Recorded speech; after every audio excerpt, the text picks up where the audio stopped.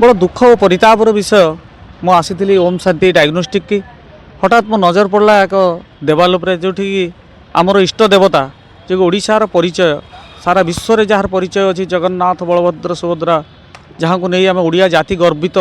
गर्व अनुभव को आम जगन्नाथ देशर लोक कहवाई आज मत बहुत खराब लगुच बहुत मन एत दुख परिप्रकाश होची जहाँ कहवा मत लाज लगुच जे भद्रक माटी जो आमर ये जगन्नाथ रथ टणा जाए से ही पार्श्व एक देवाल जगन्नाथ बलभद्र मूर्ति अंका जाइए जोटि साधारण लोक मैंने आप देखिपे ये परिश्रा करुँच